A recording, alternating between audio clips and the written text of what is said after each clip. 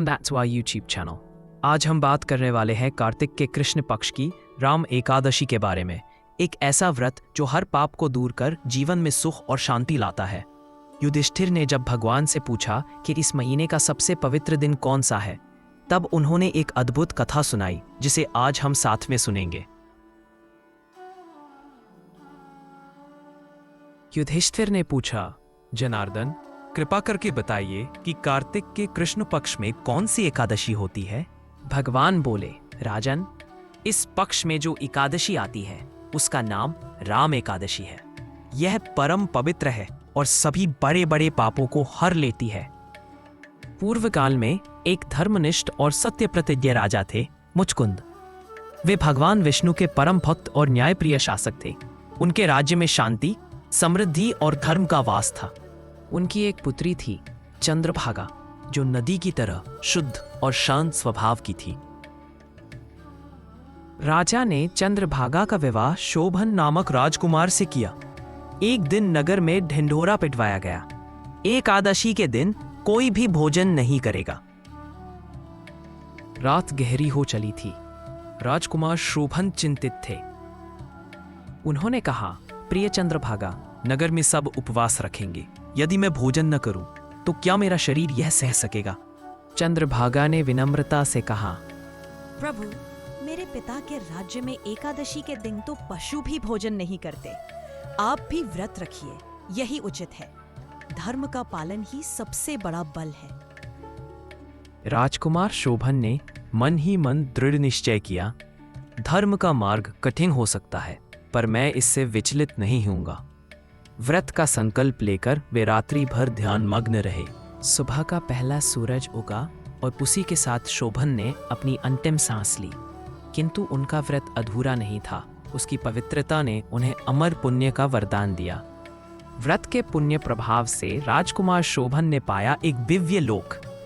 मंदराचल पर्वत की चोटी पर स्थित एक अद्भुत तेजोमयी नगर, जहां नभ में सुरभि तैरती थी और नदियां स्वर्णिम प्रकाश से बहती थीं। इस दिव्य लोक में शोभन कुबेर के समान वैभवशाली हो गए। रत्न जटित महलों में वे तेल से दीप्तमान थे। उनके चारों ओर सौभाग्य और शांति का आलोक फैल गया। एक दिन ऋषि सोम शर्मा तीर्थ यात्रा पर निकले और मंदराचल की दिव्य नगरी पहुंचे। वहां उन्होंने आश्चर्य से देखा, राजकुमार शोभन तेजस्वी रूप में कुबेर के समान वैभव से चमक रहे हैं। शोभन ने कहा, ऋषिवर, यह नगर अद्भुत है पर स्थायी नहीं। यदि मेरी प्रिय चंद्रभागा अपने व्रत के पुण्य से इसे स्थिर करे तो यह सदा अमर रहेगा। ऋषि ने श्रद्धा से प्रणाम किया और संदेश ले जाने का वचन दिया। संदेश लेकर ऋषि सोम शर्मा धरती को ओर लौटे। उनके चरणों के साथ बादल छटते गए और पृथ्वी का दृश्य फिर से उभर आया।